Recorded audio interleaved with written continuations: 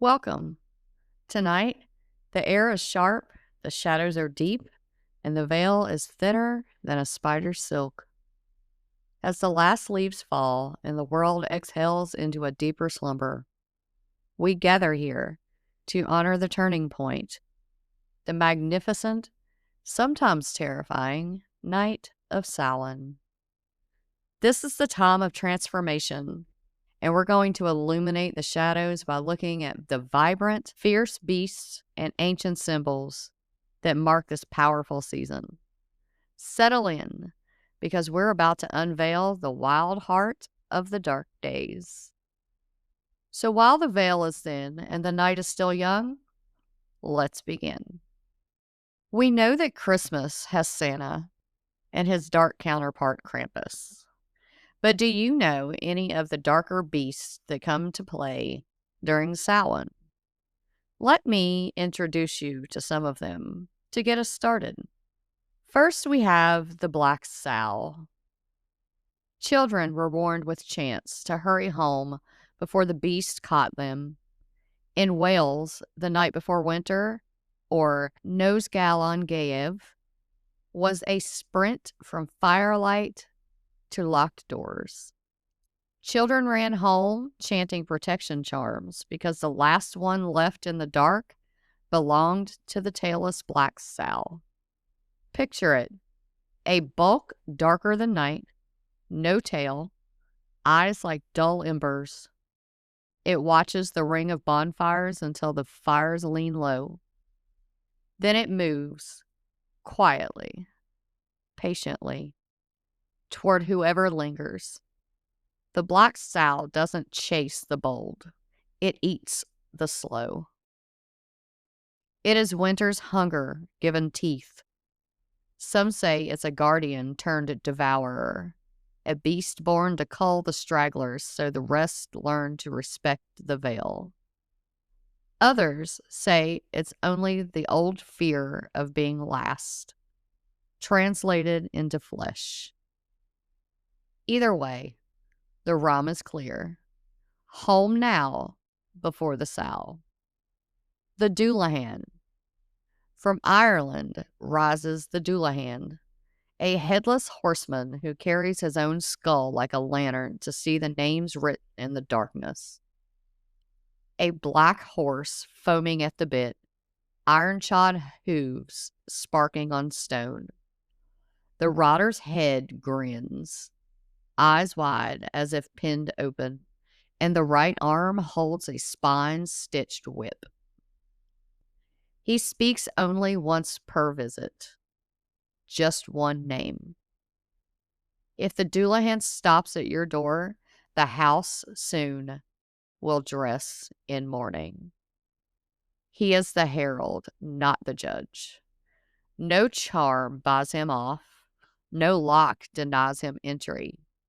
The Dullahan reminds us that on Samhain, death does not knock. It arrives, announced by only the one word that matters. The Slua. Across Scotland and Ireland swarm the Slua, the hosts of the unforgiven dead. They do not walk, they travel on the wind, a flock of silhouettes that stretch and fold like wings. People barred west-facing windows on this night because the Slua favored the western path.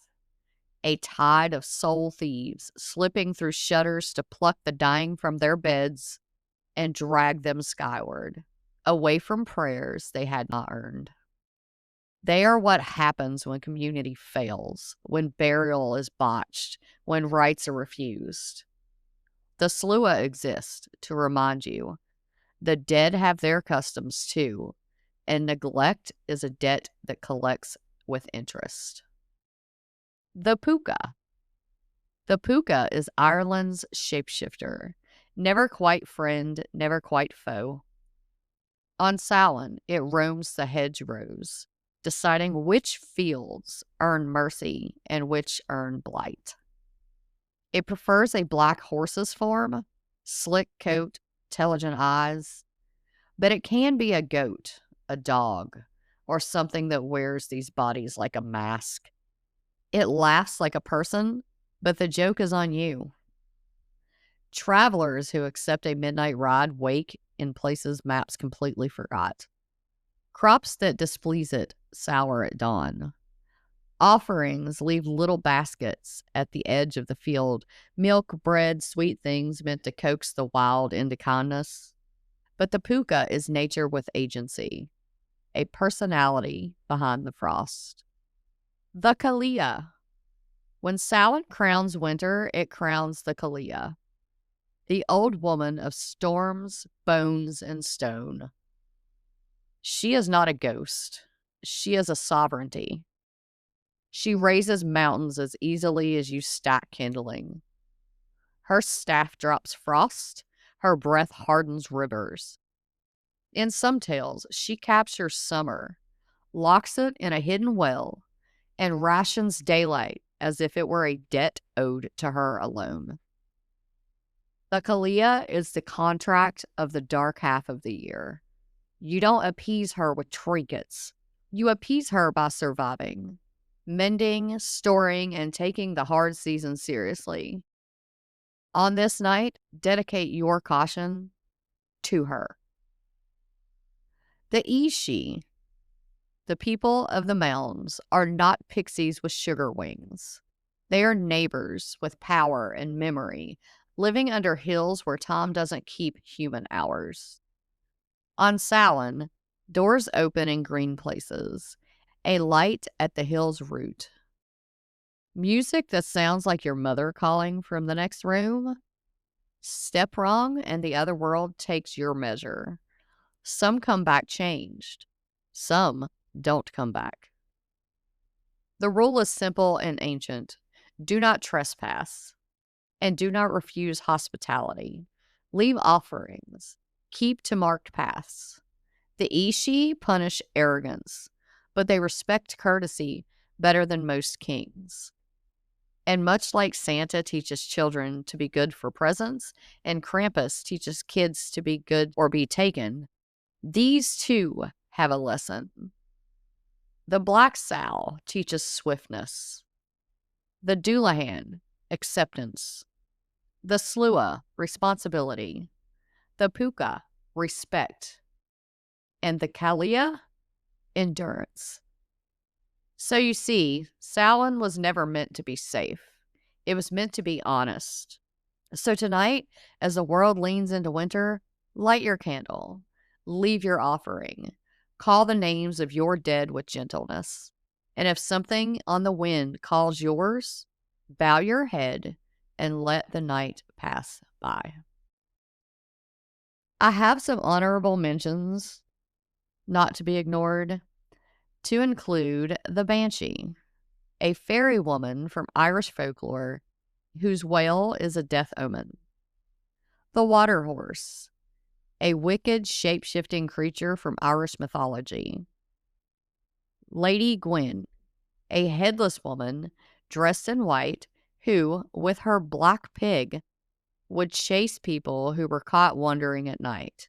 Yes, that black pig. So now I'm going to move on to a few animals that are associated with Samhain. Most of these you're going to recognize from today's Halloween, but I will give you the symbolism and what their meaning is. First, we have the black cat, often seen as guardians of the spirit realm. They are believed to move easily between the physical and spiritual planes. Bats. They symbolize transition and rebirth due to their nocturnal nature and liminal habitat in caves and shadows. Owls. They represent wisdom and the ability to see hidden truths. Their connection to the night also makes them gods through the mystery of Samhain. Crows and ravens, which are considered omens and messengers. They symbolize wisdom, prophecy, and the connect to the spirit world. Spiders symbolize weaving the threads between the worlds and are sometimes seen as watching the spirits. The stag and the wolf. associated with spiritual guidance, and they are seen as messengers between the realms. And the pig, a significant sacrificial animal in some traditions, particularly the wild boar, which is associated with supernatural properties and feasting during the season. And just in case you may be into what you can use to protect yourselves tonight, some crystals and what they do. Black obsidian, a powerful protector that deflects negativity and clears energy blockages. Smoky quartz, excellent for grounding energy, especially during shadow work, spirit work, and divination. Black tourmaline provides grounding and protection. And last, we have onyx, which offers balance and energy for personal growth. And now for the colors associated with Samhain. Again, you're going to recognize most of these associated with today's Halloween. Black, of course, which represents the coming winter, the unknown, the night, and the endings. It is also associated with protection of the spirit world. Orange symbolizes the dying harvest, like pumpkins and gourds, and the bonfire flames of Samhain. It also represents the vitality of life within the cycle of death and transformation. Red connects the ancestors and the life-death cycle, representing passion and sacrifice. Purple encourages psychic abilities, wisdom, intuition, and spiritual connection, which are all important aspects of Samhain. And last but not least, gold and yellow, which represents the final rays of the harvest and the dying light of the sun. The ancient spirits and beasts of this night ask us to honor the mystery of Samhain. Whether you celebrate with revelry or quiet remembrance, keep your protective wards high, look out for one another, and keep the home fires burning. And may you and yours be safe and secure, gathering the strength that will allow you to thrive all winter long. Happy Halloween, Muses. I hope that you have had an amazingly spooky day. Thank you for coming to hang out with us, whether that is during the live chat or later on in the replay. We would still love to interact with you afterward in the comments as you listen. Amy, how has your day been? My day has been good. Has it? It's been fantabulous. Has it been an awesome day? It has. Good. Are we acknowledging the fact that it's Monday? No. Okay. It has been great. It's Monday, the 27th for us, just so everyone is aware. We have a place now called the Zoology Zone, and they came to our school, and I got to hold a skink. Oh, yay. I was a little nervous about holding the skink because there was a bearded dragon and I really wanted to hold that one, but they needed the teachers to hold them and take them around for the kids to touch. And of course, I get the skink that I was a little shady about whether or not I was like, do I want to hold that or not? And they had 3 snakes there, but when the when the really big one got pulled out, one of the teachers kindly exited. Well, more than one. She's an interim. She kindly just exited. She'd be like, Amy, what's coming out of that box? And I'd be like, hold on. Well, that's a snake. And it's a big one. And she failed right on out the door. Meanwhile, I'm like, can I have that? Right. Does it need booped? It did need booping. I can't remember now what it was. Maybe a ball python? It was probably a colored python. Yeah. And then there was another snake that's not a python, but the other kind. I'll think of it in a minute. And then there was one, and its name was Oreo, and it was some type of king snake. Do you know what king snake? Like if it's black, blah blah blah. Black with the speckles, like white, like little. This was white with black speckles. Oh. Maybe a California king snake. It may have been. Because that's what we have here is the king snakes. Do you know what that means when you say king snake? You don't? It means they eat other snakes. I need you to fact check me, but I swear No, that's what that kid said. that is true because Okay. we leave them alone here. Okay. We don't mess with them because they kill copperheads. Right. Okay. Yeah, That's awesome. I was taught that pretty quickly. Do you remember the time that I said that I bent over to put a solar light by my fence in the backyard and there was a little tiny little snake about this far from my face, like right after I moved here? Yeah. It was a little baby king snake, but they're everywhere. But yeah, they kill copperheads. So we don't mess with those. It was news to me. I didn't know. I don't mind a snake. I don't want to be startled by a snake. Well, I don't want yeah. to be startled by anything, but snakes don't Right. really I bother bet, me. well, that's one of my things here is like, I'll recognize king snakes pretty quick. And of course, I know what copperheads look like. That we've had Right. those everywhere that I've been. But my thing is, I don't know all of the snakes here and what they look like. So if it's not a king snake and I can see it close If enough it's to not a- me and I don't recognize it, then I don't want any part of it because, Right. you know, You don't So- know what it is. You might don't want Right. it to be eaten. You would I'd rather smell it. not. So, I also pet a hissing cockroach. ew. Okay, listen, I love things. You love bug carcasses. Critters. Stop lying. Yeah. No. I didn't want to. Like, I knew she had it in her hand, and here I am with You the didn't skink want to.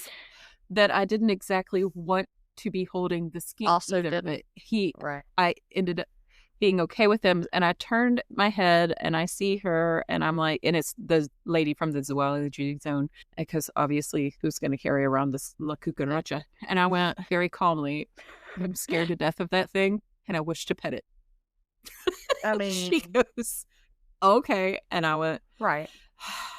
and I pet it just with my one little finger, How'd that and go? I was like, oh, do you know they don't You're like, don't that feel doesn't gross. feel like I thought it was going to feel. That doesn't feel they like don't. I want to squish it.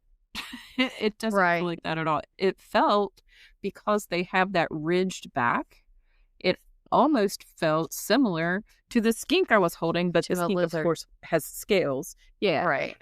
It was, yeah. But anyway, that was that I'm adventure. good. Um, I'm fine. you don't want to pet a hissing cockroach? I don't. Shall we get started on our Yeah. Samhain stories? Yes. Enough of that yammering. I wish to tell you a horror story real quick. Okay. Are you ready to hear it? Is this a real life horror story, real quick? No, I'm going to tell you a horror story. Oh, okay. I'm going to tell you a story. The story. The last man on earth sat alone in a room. There was a knock at the door. The end. I don't like it. That is the world's shortest horror story, and it was written and published in 1948 by Frederick Brown. Frederick Brown is a genius. Yeah, he is. Because, wow. Right. Okay. Well. Happy Halloween! I hope you had a great time trick-or-treating. Speaking of, trick-or-treating is a Halloween custom with roots stretching back over 2,000 years, blending ancient Celtic rituals, medieval Christian practices, and modern American traditions into the candy-filled night we know today. Let's have a quick look at how it evolved. Samhain was a Celtic festival marking the end of harvest and the beginning of winter, celebrated around October 31st. On this day, people believed the boundary between the living and the dead was thinnest, allowing spirits to roam. Offerings of food and drink were left outside homes to appease wandering souls, an early version of treats. Villagers sometimes wore disguises to avoid being recognized by spirits, foreshadowing Halloween costumes. Before I get any further into this, I have an important side note. The 3-day period from October 31st to November 2nd, when the living sought to aid the souls of the departed through prayers and almsgiving, is known as All Hallowtide. October 31st is All Hallows Eve, November 1st is All Saints' Day, and November 2nd is All Souls' Day. By the Middle Ages, the Church adapted Samhain into All Saints' Day, November 1st, and All Souls' Day, November 2nd. And the poor, actually, especially children, would go door to door offering prayers for the dead in exchange for food, often soul cakes. This is called souling, and this laid the groundwork for later guising and trick-or-treat customs. Its timing during All Hallowtide connected it to themes of remembrance and community care, a heritage still echoed in modern Halloween's spirit of sharing treats. Another note on souling: some communities welcomed soulers at nightfall on All Hallows' Eve as part of Hallowtide observances. Souling continued on All Saints' Day with prayers offered for all saints, blending festivity and piety.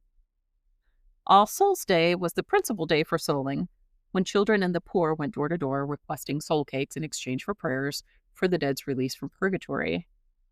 Guising in Scotland and Ireland is when children dressed in costumes and performed songs, jokes, or tricks in exchange for treats. And this practice is a direct ancestor of modern trick-or-treating. In 17th century Britain, Guy Fawkes Night, November 5th, added another layer. Children begged for a penny for the guy, sometimes threatening mischief if refused.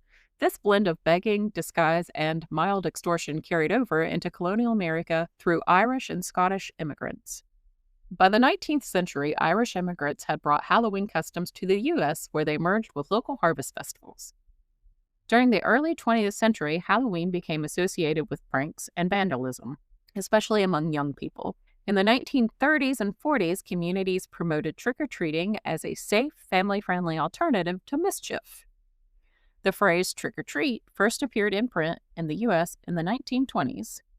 There was a post-World War II boom due to sugar rationing being lifted. Candy companies heavily marketed Halloween, cementing candy as the central treat. Today, trick-or-treating is most common in the U.S., Canada, and parts of Europe, though variations exist worldwide. The trick element, threatening mischief, has largely faded, replaced by the expectation of candy.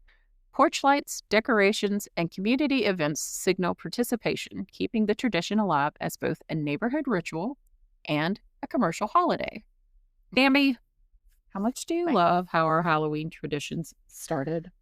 I love our Halloween traditions, beginnings. I think it's cool how it evolved from the darker stuff into the more fun stuff that we have now. Right. I like the blending of the practices. I just feel like now it has become a lot of, there are still a lot of places that are like, oh no, that's Satanists. Satanists go trick-or-treating, and that's right. clearly not it. Not even close. No. Yeah. That's not how that worked. It is not. All right, Muses, what was your Halloween costume this year? What was your favorite candy? I want to talk to you about some Halloween costumes and candies through the years. We already know that Halloween's roots trace back to the Celtic festival of Samhain. Let's get into the history of popular costumes and candies through the years. In Samhain's beginning, people disguised themselves from roaming spirits or to blend in with the dead. They'd paint their faces, cover themselves in animal hides, anything they could use to confuse the wandering spirits and protect themselves. Over time, these face-painted disguises evolved into more elaborate masks and costumes, but were still meant to ward off ghosts or fool mischievous fairies. Costumes based on film, radio, and literary characters briefly appeared in the 1930s. But by the 1950s, children could purchase virtually any character they wanted, soldiers, animals, or sci-fi heroes, and go trick-or-treating in style. Witch, skeleton, and devil motifs still sold well, but the era marked a shift toward licensed and themed costumes in mass production. From the 1970s onward, blockbuster movies and TV shows drove costume trends. In the 1970s, Star Wars characters like Darth Vader, C-3PO, and Luke Skywalker dominated kids' costumes alongside early comic book heroes such as Spider-Man and Wonder Woman. In the 1980s, superheroes such as Batman and Superman, Ghostbusters, and horror icons like Freddy Krueger became perennial favorites. In the 1990s, Disney princesses, Power Rangers, and Jurassic Park dinosaurs reflected the rise of family-friendly franchises. In the 2000s, Harry Potter costumes and an ever-expanding roster of superheroes took center stage. The 2010s saw the Avengers superheroes and villains alongside Frozen's Elsa and even emoji-inspired get-ups. By the 2020s, social media trends, eco-friendly DIY costumes, and mashups of viral memes had driven how people dress up for October 31st. Before we get into the sweets, I have some Halloween questions for you, Bambi, and for any of our muses who want to chime in. What has been your favorite Halloween costume for yourself? And you can reach back to your childhood if you want to, as far back as you want. Oh, I'm going to have to go back to the childhood ones because they were so much better. Even though as an adult, I can do whatever I feel like doing. Right. But I don't know. It would be a cross between Rainbow Bright, and I don't know how old I was, but I was very small. And then Punky Brewster had a good run for about 3 or 4 years. Man, I dressed as Punky Brewster as an adult. Well, to be fair, but I basically dressed like Punky Brewster on the daily. So, yeah, it was kind of my thing, but it was every day. I was ridiculous, but let's be fair, that's not really gone away all that much. Right. I'm a little milder now. But yeah, it would definitely be. I would say my favorite as far as, not something that I did all the time, of course, would be I did Rainbow Bright. That was probably my favorite because my mom actually painted, like she did little streaks in my hair and oh wow. And it was, the plastic mask. Oh yeah. With the one little slit for you to breathe through. Yeah, you couldn't. And the two tiniest nose breathe. holes. You couldn't see anything. It was just, but those were the best. I don't care what anybody says. They were awful. Agree. They were terrible. Let's bring them back. The trash bag top. little thicker than a trash bag. It was more like, very slightly. Not quite a body bag, but a little sturdier than. Yeah, it's the plastic party tablecloth. Not today's plastic tablecloths. Because today's plastic tablecloths. Because today's are like, crap. You just look at it and it rips. But like the old ones, the real ones. But yeah, that's what they reminded me of. Was it rubber? Was it plastic? I don't know. Nobody knows. Nobody knows what they were made of. What has been your favorite Halloween memory? Do you have one? My son was born on Halloween. We weren't dressed up by any means. But well, of course not. I certainly wasn't. By all accounts, you were probably in the nude. I was undressed, technically speaking. However, yeah, I didn't get candy or a costume, but I did get a cheeseburger after 2 entire days of labor. So, oh my goodness! Shout out to Nurse Jennifer from 25 years ago. I will never forget. Would he be 25? He would be 25 on Friday. Wow. I know. That's my thoughts, but I will never forget that woman because the entire 2 days I cried, not because of pain. There was a lot of that too, but I just wanted a cheeseburger. That's all I wanted. So she promised me after the first day that as soon as I had him, she was going to get me a cheeseburger. And she followed through with that as soon as they would let me have food. Yeah. I cried the whole time I ate it, and then it made me sick because I shouldn't have been eating it, but whatever. It was fine. It was still worth it. I know. So, yeah. I didn't even think about it being Jonathan's birthday when I wrote that question. I'm so sorry. Yeah. That's okay. Happy birthday to Jonathan. While dressing up is a bonus for Halloween festivities, I think the real star are the treats. So grab your favorite treat and get comfy, boils and ghouls. We're going to learn a little history on treats. Long before candy dominated Halloween, households handed out soul cakes, which are small spiced pastries to souling children and poor neighbors on All Hallows Eve.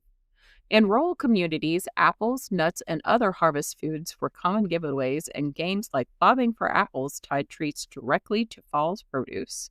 Candy corn first appeared in the 1880s as chick feed, produced by Philadelphia's Wonderly Candy Company.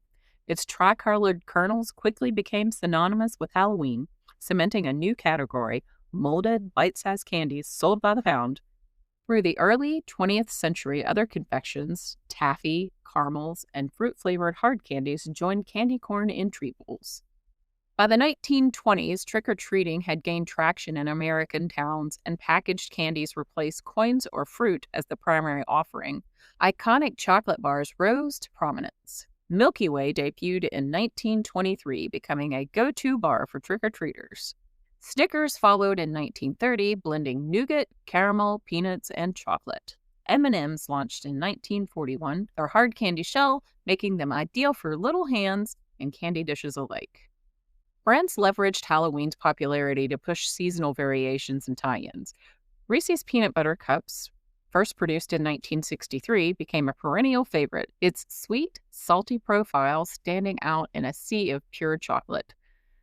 The 1970s saw a surge in creative sweets like Pop Rocks and Laffy Taffy, while Reese's Pieces became a major hit after their 1978 debut.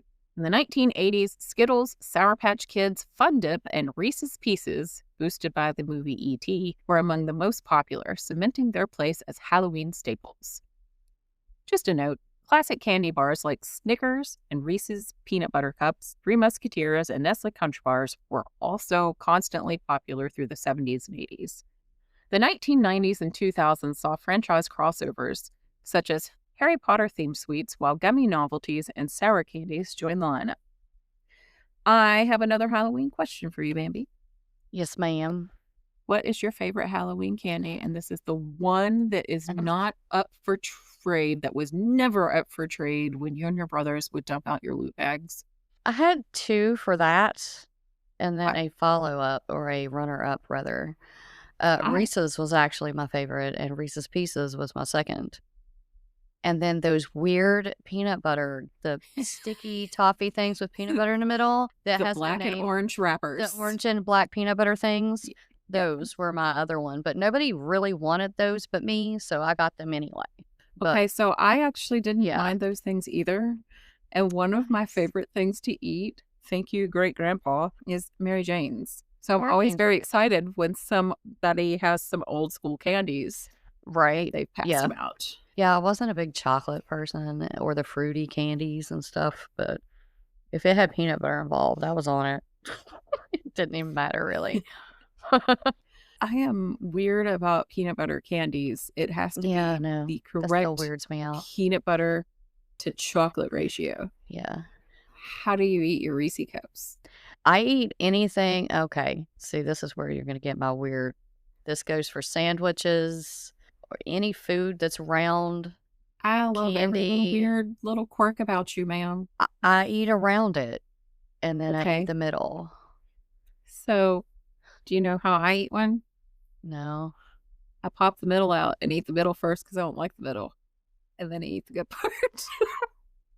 Your face. Your face just asked me what was wrong. Not even a little weird. I mean, think about it. Together we can rule the world. I will pop the middles out. You can eat those, and I can have your outside. A dream come true for me. Hey guys, we forgot to throw this into our opener, but it is currently Bat Appreciation Week. So, happy Bat Appreciation Week. Okay. Welcome, muses. Tonight, we journey into the shadows of history and the darkness of true crime. We'll begin in the misty mountainous region of Transylvania, exploring the chilling legend of Scholomance, a rumored school of dark arts where the devil himself is said to be the headmaster. From ancient forbidden knowledge, we pivot to the shocking 1980s cold case, the brutal murder of film executive Ronald Sisman and his companion, Elizabeth Platzman, in their New York apartment. A crime entangled with whispers of a dark secret and a sinister conspiracy. Then we delve into the cryptic world of dark manuscripts, flesh and bone relics, artifacts that bridge history and the macabre. Finally, we turn our attention to a modern mystery that haunts the Ozarks, the disturbing 2014 disappearance of young Aisha Jackson from Arkansas. Join us as we connect these fragile threads of the strange and the terrifying. Let's go. Welcome back, muses. I hope that you have had an amazingly spooky day. How is your day going, Amy? It's going. Is it going? It's going. Right. It's Thanks. been wound up today, but yeah, I'm here now and we're doing this, and that's better. Yes, we are. I'm just very tired today. I am too. It was gloomy today, and it made me lazy. I still got a lot done, but I whined about it the entire time to myself. So Well, I love a gloomy day. It's my I do favorite. too. It You was know, gloomy here today and it rained, and I was really sad when it stopped raining. I yeah. just want it to rain It didn't all do a the lot time. of raining here, but it did some raining here, and it was cooler until about 2. Now it's just very humid Yeah. and warm. It's just I'm not what? built for that kind of weather. Well, I'm not either, but here we are.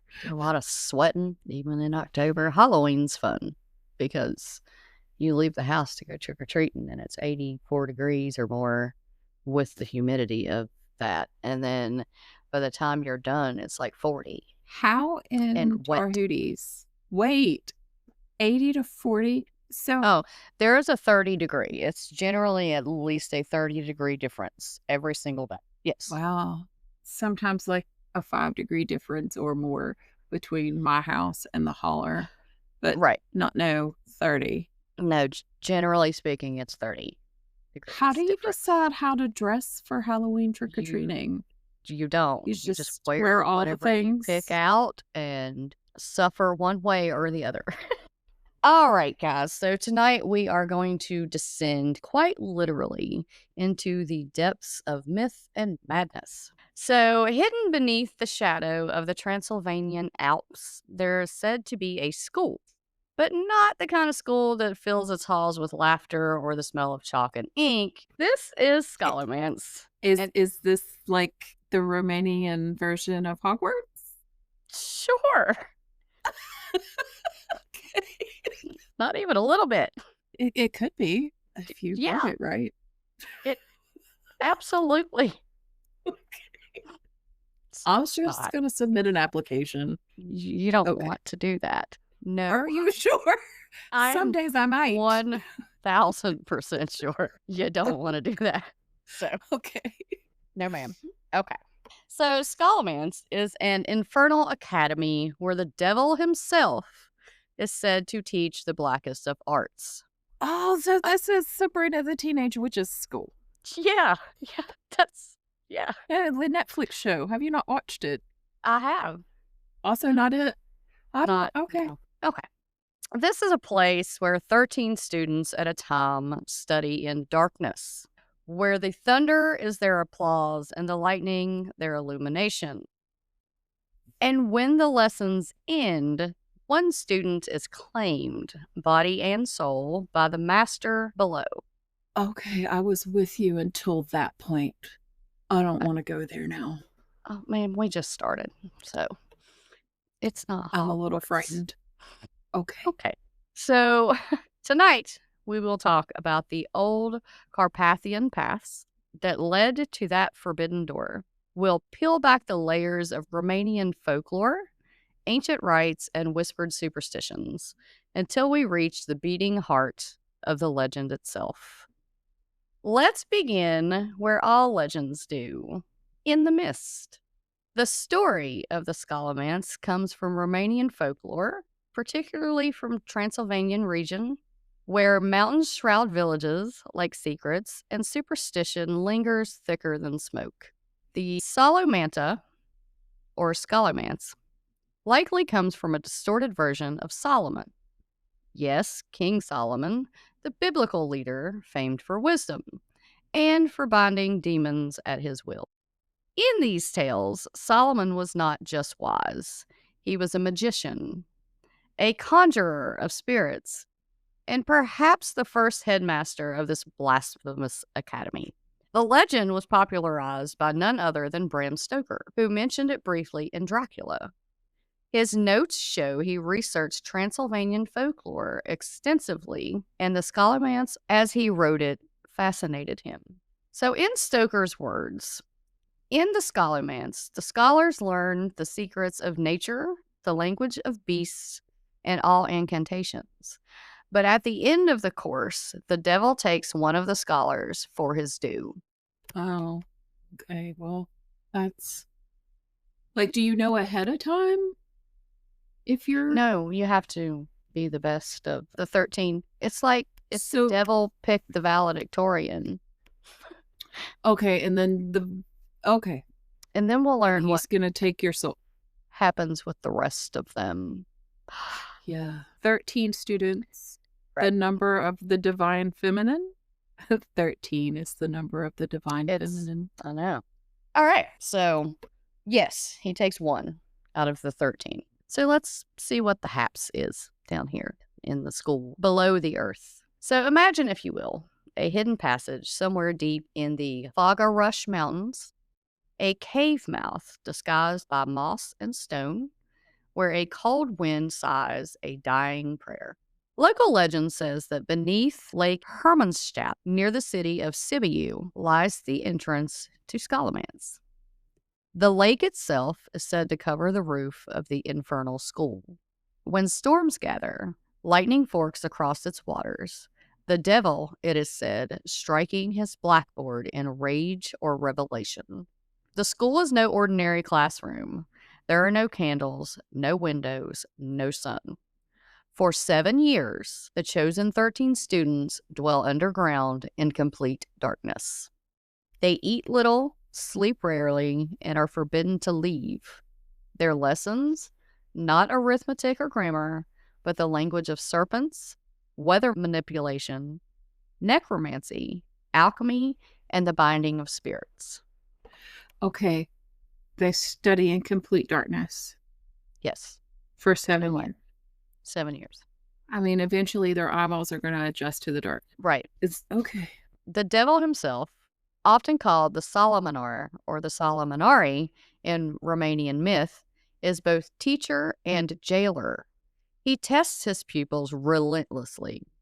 He shows them how to summon rain, command dragons, and ride tempests. And when the 7 years are up, he chooses one to stay. That unlucky soul never returns to the surface of the world.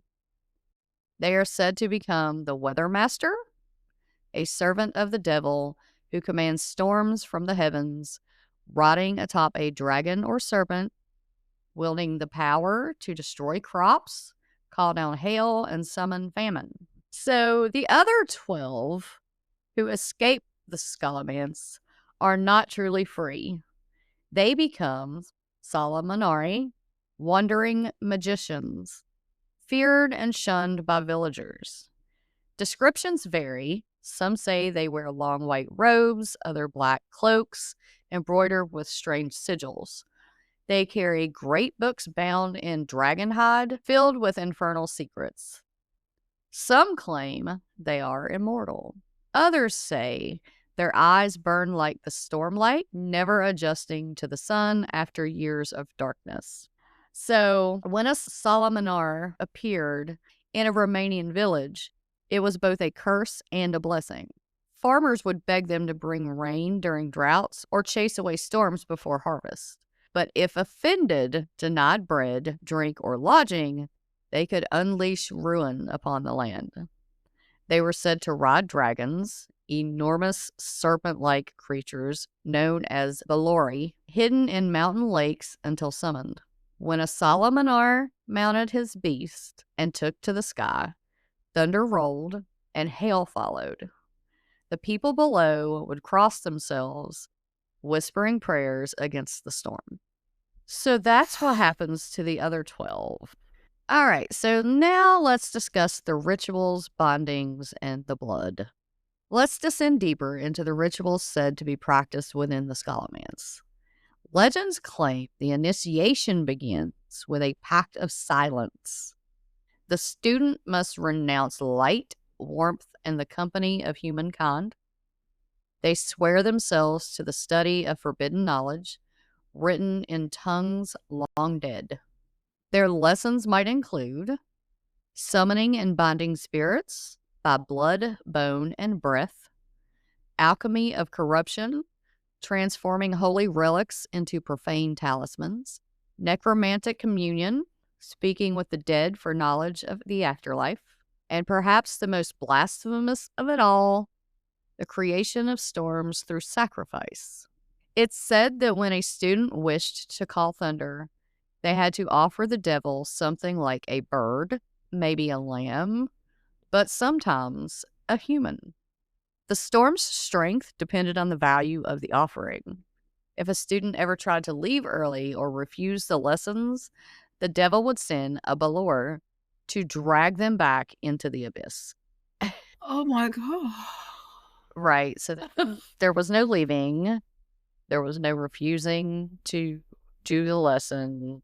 And once you're there, you're there. Okay. And so if you had to sacrifice things in order to call the thunder, which was required of you, you could give, a bird. But if the value of the offering is what brings down the most, it would have to be a human. So this is you're sacrificing them. You're not just being like, here, devil, here's you and a little student. Here. No. It was a sacrifice. It was a blood Okay. offering. Oh, So what was the price of this knowledge? It's easy to think of the Scholomance as just myth, a gothic ghost story whispered by candlelight, of course. But these tales reflect a real fear that haunted early Eastern Europe, the terror of forbidden knowledge. In a world ruled by superstition and the church, to study nature's mysteries, lightnings, storms, disease, was to risk being branded a heretic.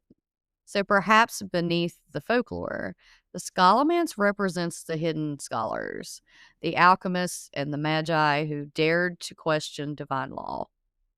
In some versions, the devil himself is not evil, but a dark teacher of truth, revealing the secrets of creation that the church sought to bury.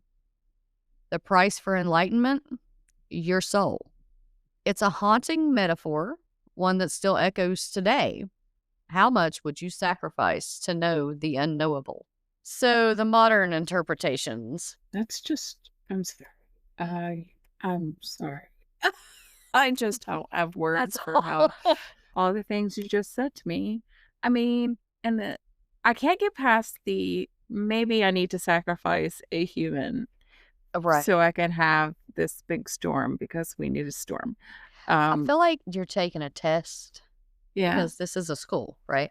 So you're taking a sure. test, and like in order to get the highest A, you gotta sacrifice a human. But if you're okay with just like a C, a bird will do. You know what I'm saying? But my question is, who sacrifices? So what I mean, do people seek these, what you call them, scholomance? Yeah, scholomance. Do the people seek them out to request the storms? Did I hear that right? Or did I hear that? Those are the ones that didn't graduate. That's the Those are the 12. not graduating ones. They are cast out of there and onto roam the earth, basically. But they've already been cast out by the villages. So the farmers would ask them for favors and ask them to bring rain and things. But if they were offended or you refused to do something for them or whatever, they could completely ruin all of your, So everything. right, but that's who determines what type of sacrifice is required. Is that correct? Am I just really confused? I think you're confused. I think I am. Well, I mean, I guess the students themselves would decide what exactly, because Okay. it was basically they were trying to perform things as a lesson, and the bigger the sacrifice, the more power you would have with it, so the better it would be, Okay. I guess what I'm getting at is if you had to sacrifice a human, and I think I got confused thinking that people were requesting these things of them, and then okay, that's going to be, this is what you're going to have to sacrifice, a family member. And Right. how do you decide who's the family member, or do they tell you? That was what was confusing me. Okay, Right. yeah. No, this is in followed. the school, so this is That's during in this. lessons. Yes. Okay, So if, say, the devil said that they needed to call the thunder, the bigger the thunder, the better the grade, essentially, which means they would need a bigger sacrifice in order to get the bigger thunder. so they have to go leave the school to retrieve a human, or they just have a cellar full of humans. Because I kind of wondered that myself. Like, where are they getting these birds and people? I'm assuming that they're probably brought to them, and perhaps that's something that the ones that did not graduate have to go out and do, or the They're the previous gophers. ones. Okay. Yeah. I follow now. All right. So the modern interpretations. The Scallamance has lived on through the centuries, reappearing in books, films, and games. Recently, Naomi Novik's fantasy series, A Deadly Education, reimagined it as a deadly magic school that traps students in constant peril.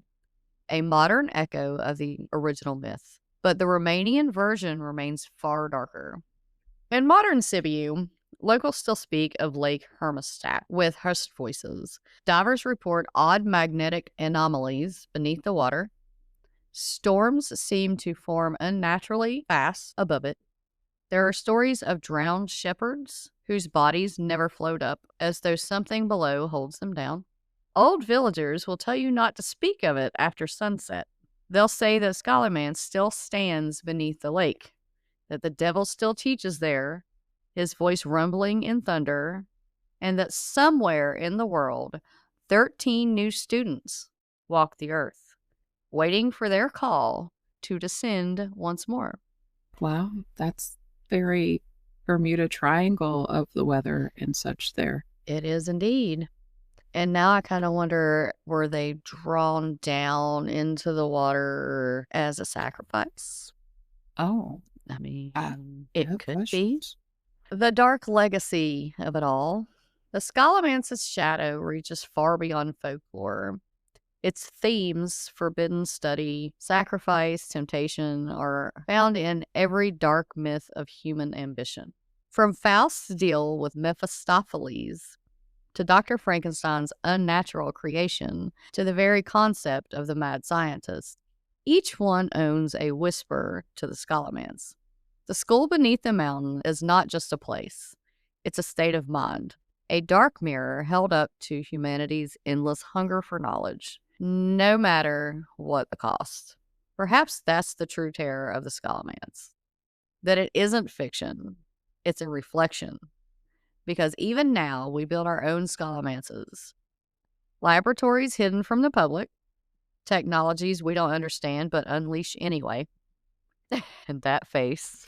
I'm sorry. It's just that I just felt like our podcast labs just got called a Scallamance. I mean, it's true. We do that, though. Okay. Every day. Oh, dear. Right. And the question remains the same as it did beneath that haunted lake. How much are we willing to trade for power, for wisdom, and for control over nature itself? So the next time thunder shakes your windows and lightning flashes in the sky, listen closely, because it might not just be the weather. It might be the devil himself teaching another lesson to his students in the dark. What do you think? Legend? Long lost reality? Muses? Tell us your thoughts. I mean, when I was little, I was told that all that thunder was coming from Gulf Island. Right. Yeah. So now I don't know. This That's is like just the exact opposite of that. So just wild. But that is not untrue the way that they put that. When you look at it that way, I mean, like we do have laboratories in secret and the, unknown technologies and all of that. This is all very true, especially nowadays. Absolutely, it is. I mean, it's so weird. I was just thinking about that, how weird it, like my phone. I needed to get into my bank account and I scanned my thumb. Yes. With the screen of my phone. Everything is set on my thumbprint. And it's like. Or it can scan your face. Yeah. See, I refuse to do that. My watch can tell me how chunky I am. Yeah. My watch can scan. They have retina scanners. Weird. They can scan your eyeballs. Crazy. It's wild. So yeah, if you think about it, it's not that crazy. It is actually crazy to think about. I mean, it is. It definitely is. But it's not like, I don't know. I mean, it's not the same. I mean, of course, we don't have to go out and sacrifice a critter or a human, you know what I mean? Like to use the computer. No, but But think about then you think about weather manipulation and your bubble. right, yeah. So But think about what we have actually sacrificed, that we do sacrifice, because right. so we sacrificed our need for human interaction because now we have Mhm. we can just message each other on Right. whatever, or we can watch what everyone's doing on their social medias, and we don't Yeah. ever actually have to interact with a human Yeah. in person. So maybe we are sacrificing things. I mean, that's also true. So there's some things for you guys to ponder upon, and I know we'll be listening along with you guys next week on this episode. So definitely let us know what you think in the comments and if you agree that we really do sacrifice to have knowledge. Do you remember being told that no, we couldn't use a calculator during math class because Oh you my wouldn't God. always have a calculator on you? Oh, Yeah. false. Yeah. So yeah, let's discuss that in the comments once we get to that point for sure. I want to hear other people's opinions. How many legends from that far back are holding true to this day and just in a different form? We could go real deep. That was a on that, lot. so we don't want to. It really was. It's mentioned in the World of Warcraft series stuff, I Oh, believe. It's mentioned, like I said, Bram Stoker. It's mentioned. There's several books that mention it. I believe, if I'm not mistaken, there may be mention in some D&D campaigns. if not, You know, if you not, just ship gave it. somebody an I know idea you're. for a If whole. not, then you're welcome. Let me know. Yes. I Give like us a to. little, give her a I little like. credit, please. I like to watch people play D&D. All right. So anyway, yes, it has been mentioned in a lot of things. If you Google it, you'll probably bring up all kinds of stuff. I found all kinds of stuff while looking for it. I'm not going to talk to you about anything fun to do with Halloween. I don't know why I decided to bring it down all of the notches, but it was what I found. I found it when I was looking for a missing person, where I've been doing those on people that become missing on Halloween.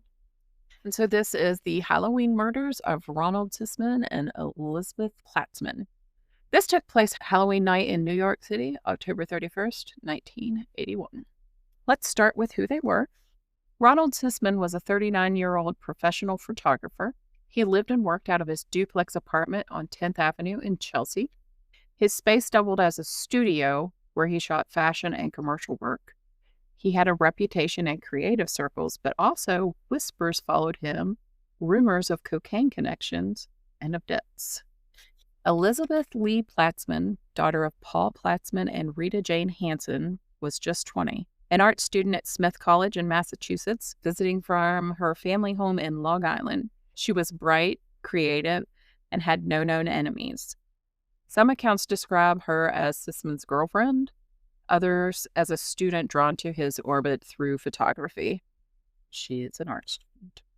Neighbors reported hearing loud noises, maybe even gunshots, coming from Sisman's apartment that night at about 11 p.m. Concerned, they called the police. When officers entered the living area of the duplex, they were met with a scene of horror. Both Ronald and Elizabeth were dead. Each had been shot execution style in the back of the head. The apartment was ransacked, drawers pulled out, belongings scattered as if someone had been searching for something specific. It looked deliberate, not like a burglary gone wrong. Police immediately suspected drugs. Sisman's rumored ties to cocaine made him a natural target. The ransacked apartment suggested someone was hunting for drugs or cash. But the execution-style killings raised another possibility: a professional hit. It wasn't random violence, it was methodical. Investigators believed Elizabeth was simply in the wrong place at the wrong time. A young woman with no criminal ties caught up in something she had nothing to do with. And then the case took a stranger turn. In the mid-1980s, imprisoned serial killer David Berkowitz, the infamous son of Sam, began talking. But he began talking, and he claimed that Sisman and Platzman's murders weren't about drugs at all. Instead, he said they were carried out by a satanic cult connected to his own crimes. According to Berkowitz, Sisman had somehow obtained a snuff film of a Son of Sam shooting, and the cult killed him to retrieve it. Investigators were skeptical. Berkowitz was known for manipulative storytelling. But here's the chilling part. Some of the details he gave about the crime scene matched reality. No film was ever found. No cult members were ever identified. And the theory remains one of the most controversial threads in the case. Despite multiple theories, drugs, a professional hit, or a cult execution, the case went cold. No suspects were ever arrested. No charges were ever filed. For Elizabeth's family, the tragedy was unbearable. Their daughter, a promising art student, was reduced in headlines to co-ed slain in photographer's apartment. While her parents didn't give extensive public interviews, the tone of coverage made clear that they wanted her remembered as a promising young woman, not just the co-ed in a lurid crime story. Unlike some families who become vocal advocates after a senseless death, Platzmans appear to have grieved privately. There are no records of them engaging in public campaigns or interviews about the case in the decades that followed.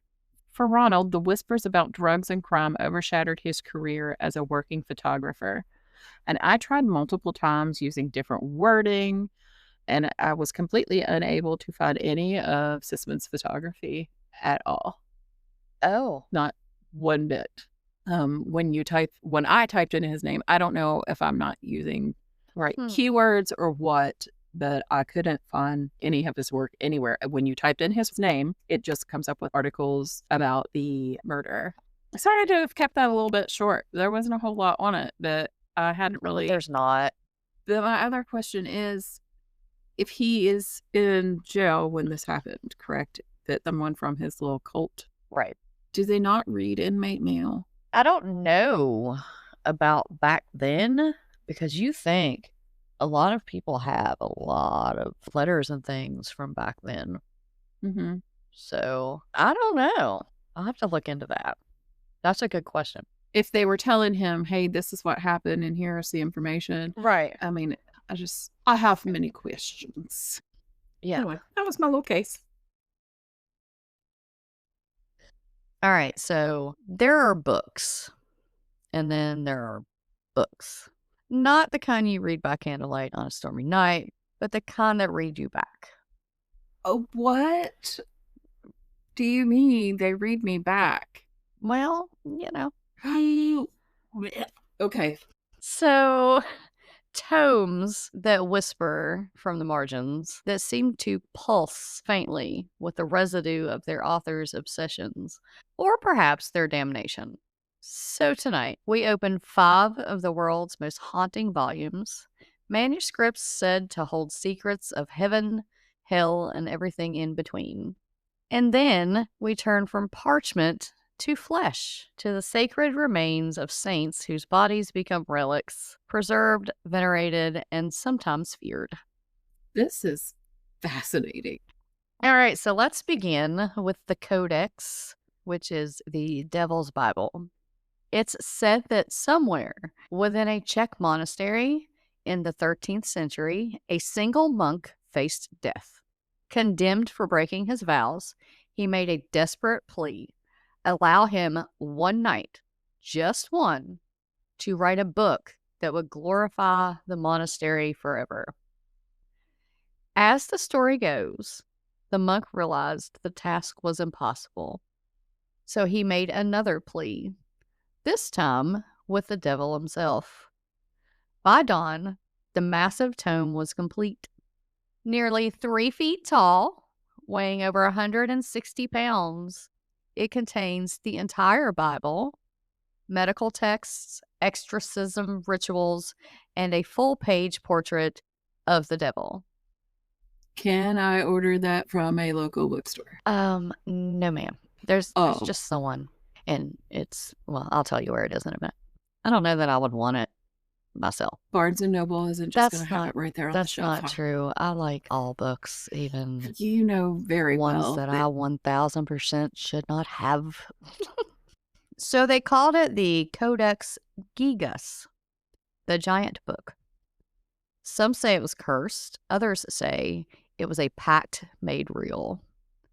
The pages are still there today, preserved in the National Library of Sweden.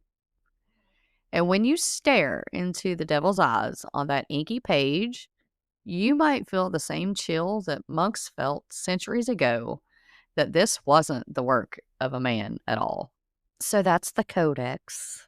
I have pictures of the book, lots of pictures You of too. the book. Oh, yeah. Okay. There's pictures, and then there's the picture of the devil, which I must admit is somewhat kind of comical, if I'm being completely honest. All righty. Yeah, it made me giggle. So next up, we have the Voynich manuscript, the book that no one can read. What? That's right. Listen, I am so intrigued right now. You have no idea. I translate things that 4-year-olds write on the daily. Right. Like, what do you mean no one can read it? If I read it out loud, am I going to get cursed? I'm going to shut up. You'll see. Now we move on to something stranger still, a book that no one can read. Written in a language that belongs to no known people, illustrated with plants that don't exist on Earth. The Voynich manuscript appeared in the 1400s and has defied explanation ever since. Cryptographers, linguists. I'm sorry, it's a real book. Yes, this is a real book. I also have pictures of that. Okay, when you finish with this little section about this little thing, I'm going to have another question. Okay. So, cryptographers, linguists, even AI algorithms have all tried to decode it, but the language, if it is one, remains completely unbroken. Some believe it's an elaborate hoax.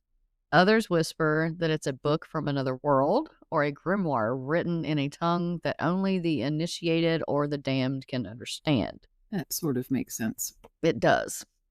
So, whatever it is, the Voynich manuscript refuses to yield its secrets. And maybe that's the point. Some knowledge, after all, is meant to stay hidden. Okay, here is my question about it. Okay. Why is it called the Voynich manuscript? Wilfred M. Voynich purchased the manuscript from the Jesuit college near Rome. I need to look more into this one because this one's more fascinating to me. Our next one, we have the Grand Grimoire, or the Devil's Text, a book said to contain the ritual for summoning Lucifer himself. First appearing in the 16th century, this infamous grimoire instructs the reader how to call upon Lucifuge Rofocal, a demon king who promises knowledge, power, and riches. It outlines the tools you'll need, the prayers you'll invert, and the contract you'll sign. It's said the original text is kept locked away in the Vatican's secret archives. But not because the church reveres it, but because they fear it. Scholars call it folklore. Occultists call it dangerous. But if you've ever looked into the eyes of someone who believes they've spoken with something they shouldn't have, you might wonder whether the Grand Grimoire is just ink on paper or something that writes itself into the soul of whoever dares to open it.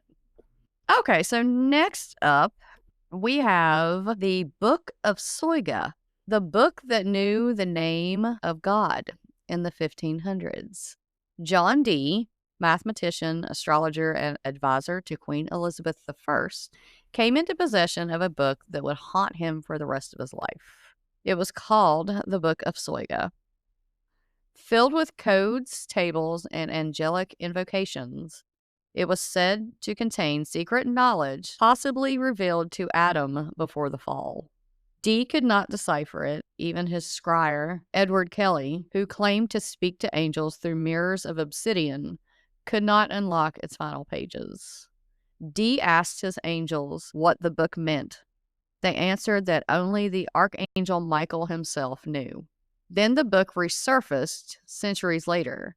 Modern cryptographers found that its codes were mathematically complex, structured in ways that suggest both logic and madness. And like all cursed books, it ends not in understanding, but in silence. So, fun fact, you, I was accidentally reading just a little bit ahead, Uh-huh. and you said, the book that knew the name of God. And then the next thing I saw was John D. And I thought, well, that ain't it. That's not his name. No. Amy was like, we would have heard that before. I feel like, no. No, but that's pretty funny. I like it. You're welcome. Oh, my John D. I just...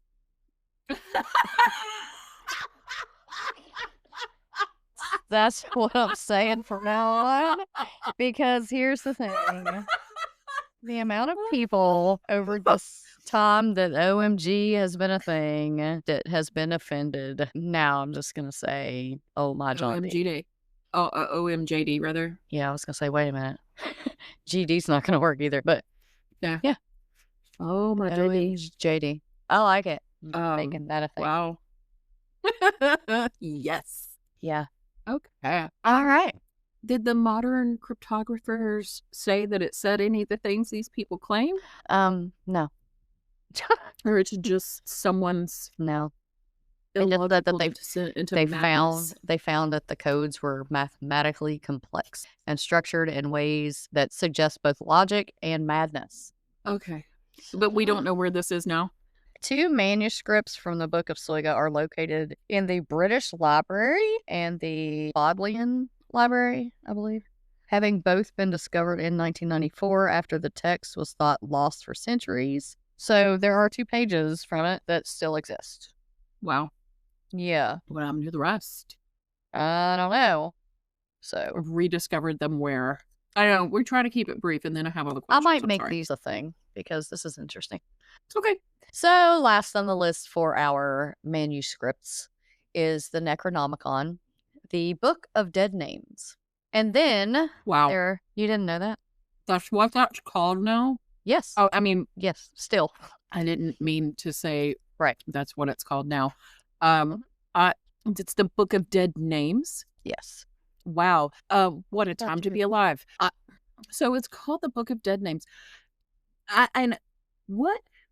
I've only ever heard of it called the Book of the Dead, and it's I've heard H.P. Lovecraft thing. Right. Okay. There's the most infamous grimoire that ever existed, or perhaps always existed, the Necronomicon. First mentioned by H.P. Lovecraft in the 1920s, this so-called Book of Dead Names was said to have been written by a mad Arab named Abdul al-Hazred. Within its pages lay the names of the old ones, cosmic gods sleeping beyond the stars. To speak their names was to call them forth. Though Lovecraft insisted it was fiction, something strange happened. People began to find copies. Fake Necronomicons appeared in the 1970s, bound in leather, filled with sigils and incantations. Some readers swore they could feel a pulse beneath the cover. Perhaps that's what you were talking about, the book reading me? Uh-huh. Okay. That's gross. I know, right? Anyway, perhaps that's the true power of forbidden books, that belief can make fiction into faith. We've traveled through texts that bridge the divine and the damned. Now we cross into something a little more intimate. Relics of flesh and bone. While grimoires promise forbidden knowledge, relics promise something else. Proof of holiness that defies decay. In church and cathedrals across Europe, fragments of saints are enshrined. Bones, teeth, hair, even hearts. Each tells a story, not just of faith, but of how the human body itself becomes a sacred artifact. I'm guessing when you said, what was it you said there? Something more intimate. Oh, yes. That, you're not meaning the Kama Sutra? Unfortunately not. Well, all right, because... And if you, I was wondering where we were going with this podcast. Some of it, right? So anybody that's kind of familiar with any kind of relics, some of them are pretty weird. but I dug to find the weirdest that I could possibly find. So we're going to... I'm excited. Yeah. Okay. So number 1, St. Clair's hair and nails. In the quiet town of Assisi, within the Basilica of St. Clair, relics rest behind glass, golden strands of hair, and small preserved fingernails. No, they used to do the funeral things with the hair. I'm sorry. They used to do make the really pretty art with the hair. The hair. The fingernails? That sounds like gross. Okay. Right? St. Clair, follower of St. Francis, lived a life of poverty and devotion. When she died in 1253, her sisters kept these simple pieces of her, tokens of sanctity. Her hair, soft and silvery now, still draws pilgrims. Her nails, trimmed in humility, are said to protect against vanity. They are fragile relics, but enduring ones reminders that holiness, too, leaves traces of the mundane. All right, that may actually be the most normal thing, so you know. Are you kidding me right now? Up next, the teats of St. Elizabeth of Thuringia. The teats Bambi of St. Elizabeth Bambi of Thuringia. Hold on. No, we put people who make things out of people's teats, such as belts, behind bars. Well, what do you mean? Teats. Stop it! Why? Her teats. Oh, what? So, okay, carry on. So the teats of St. Elizabeth of Thuringia. Then there are relics that unsettle even the faithful, like the teats of St. Elizabeth of Thuringia. So Elizabeth, a 13th century princess turned nun, was known for her compassion for the poor. But after her death, relics of her body were distributed across Europe, including, it is said, pieces of her breasts preserved as symbols of her maternal care and self-sacrifice. Though strange in modern minds, in medieval thought, the body of the saint was an extension of their virtue, every part capable of miracle. Milk, flesh, bone, all channels of divine grace. So there you have St. Elizabeth's teats. I don't want them. Give them back. I got some things. Plenty. Is that real? Like her titties are just somewhere? Well, I mean, it's not like the whole, they're pieces. So they didn't just chop them off and pass them around in pieces. Okay. Yeah. I have to. Your Uber's here. You have to go now. Okay. I'm busy. I'm busy that day. Thanks. Carry on then. Okay. So next up we have the heart of St. Camillus de Lillis. At the Church of St. Mary Magdalene in Rome, a small ornate reliquary holds something extraordinary. The preserved heart of St. Camillus de Lillis. Camillus founded the Order of the Ministers of the Sick, dedicating his life to the dying and the destitute. His heart beat with such compassion that after death it refused to decay. Today, the heart remains encased in crystal and silver, still reddish, still human, a physical emblem of divine mercy. No, it's really fun to say. It is.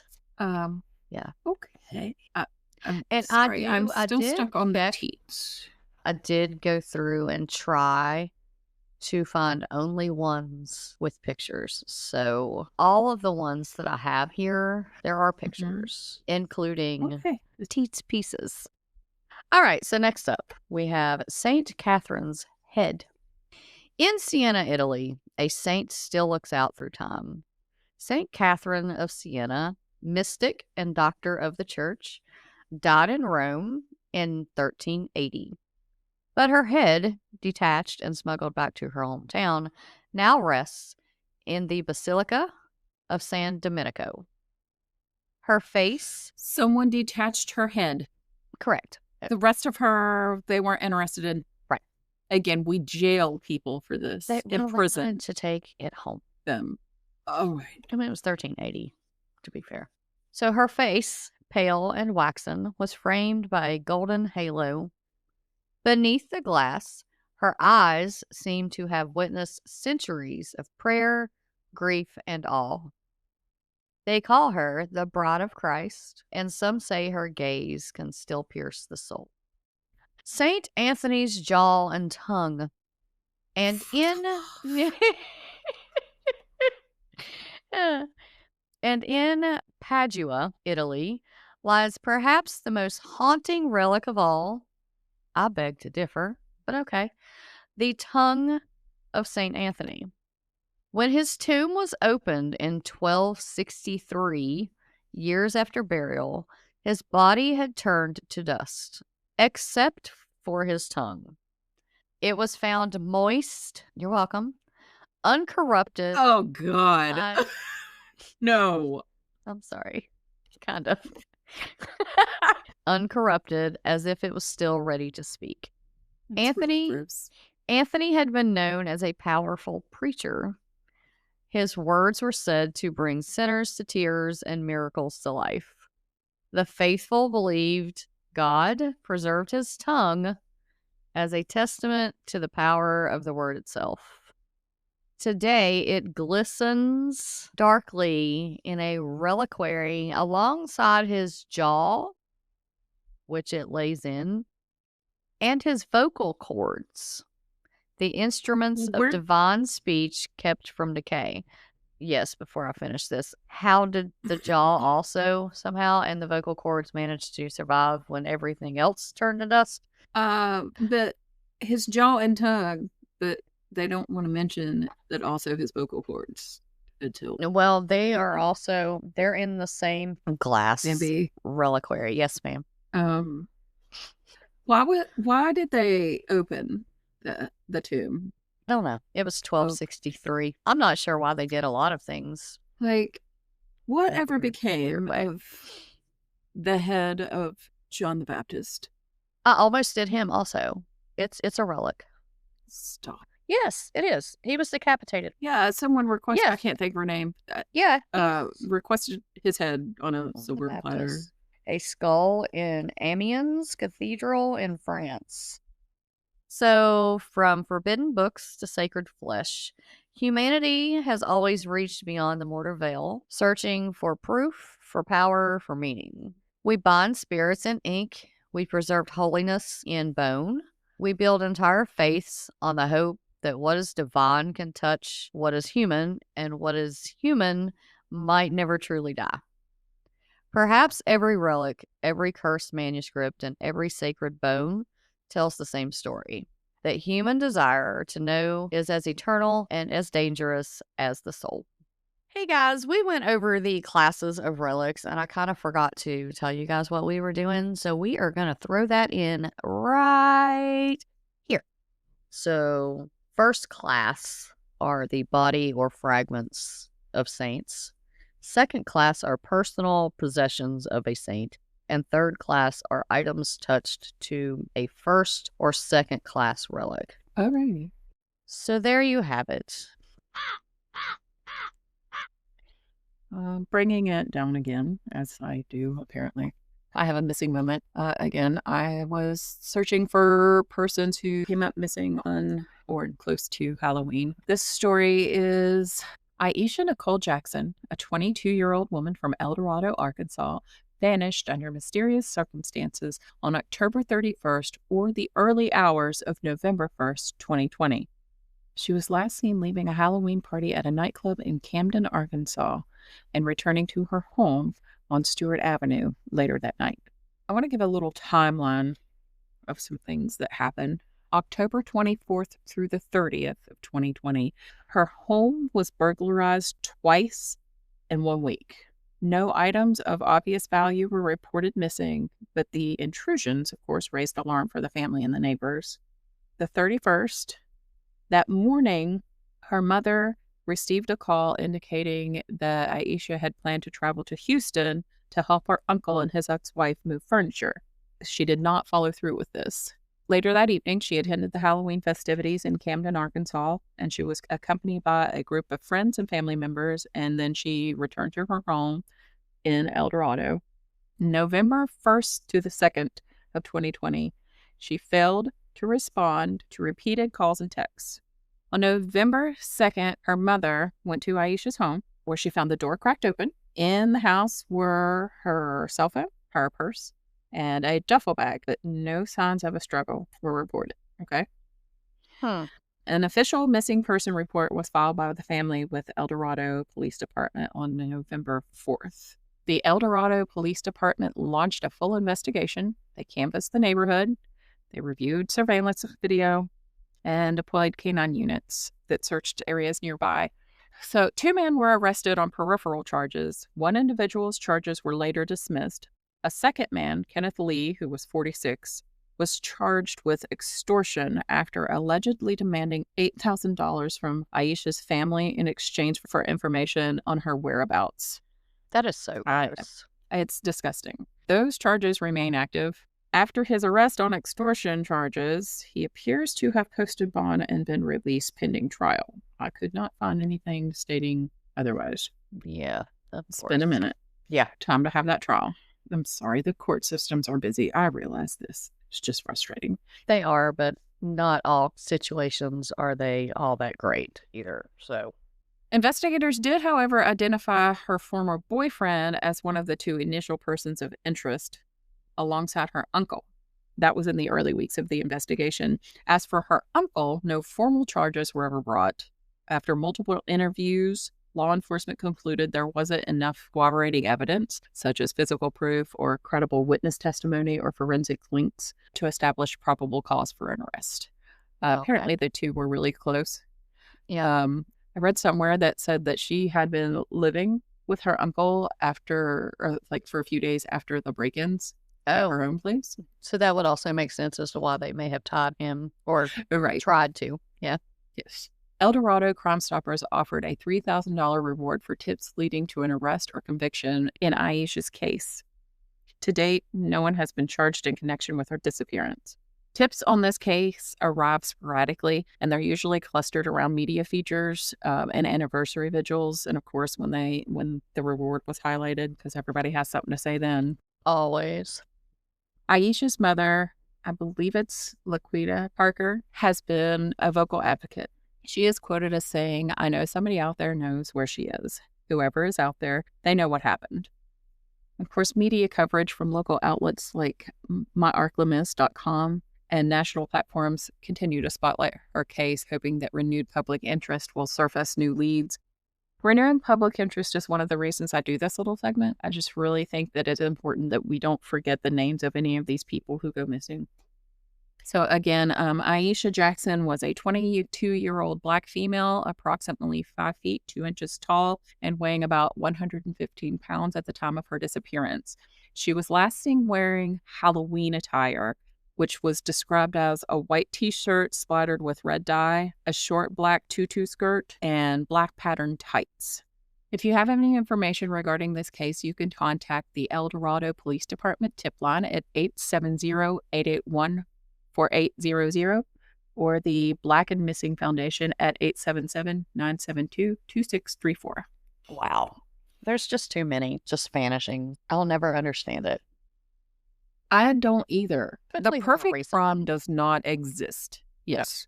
With all the modern technology we have and cameras everywhere, Crazy to me. absolutely insane. Yeah. That anybody could ever go missing ever. Yeah, I agree. There's too much. It's another head scratcher. It is. Missing people are just head scratchers in general for me. Yeah.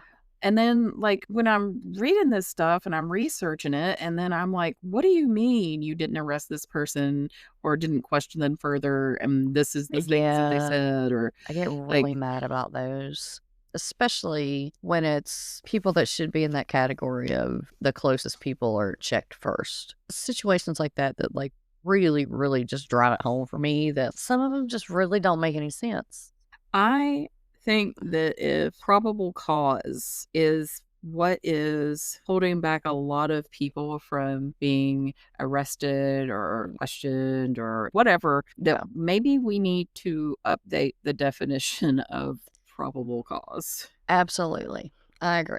They have to be so careful with things nowadays because if they They breathe don't want to be seen as incorrectly, going on a witch hunt. right. And it's like sometimes that's okay with me. You know what I mean? It doesn't have to be nothing Or or we just can't hurt people's falls to the feelings. wall. You know what I'm saying? There's a Yeah, happy medium in there somewhere that I there's am gotta be. sure we can find answers in there somewhere. But alas, we can't really have it that way.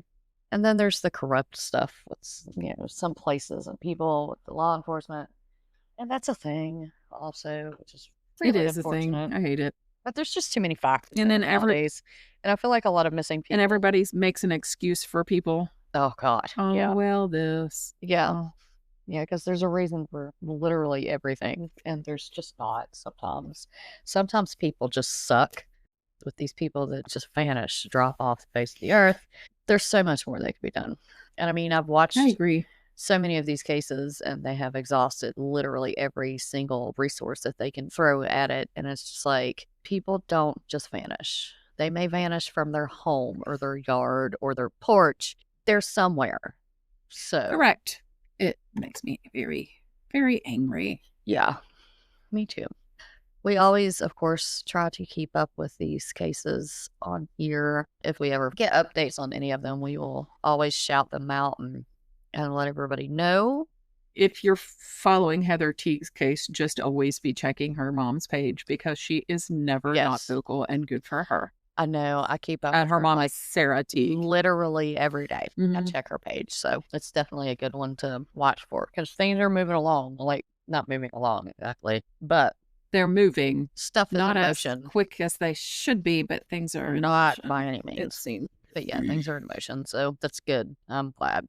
So I guess that is all as far as the episode goes. We hope you enjoyed hanging out with us. If you were able to stop by, if you were not, this will be published like it normally would. So you are still welcome to talk to us in the comments. We can still comment and answer you there if you have any questions or wanted to say anything. And if you guys like this, let us know. We will definitely do some more of these. I guess we will call this episode and fabulous Halloween done. We hope you had fun with us. We appreciate you being here. And as always, if you've got your own macabre musings, tales, questions, or lore you're dying to hear, find us on Facebook or drop us a line at Macabre.Musings.Podcast at gmail.com. All right, Muses, I hope you've had an amazing Halloween. I hope that your bag is full of all of your favorite candies. I hope that you won best costume at whatever costume party you were at. Pull up a chair next time as we dive into more dark, creepy lore and maybe tumble down a rabbit hole or two. Until then, keep your lanterns low and your curiosities high. And until next time, stay safe, stay spooky, and we will see y'all later.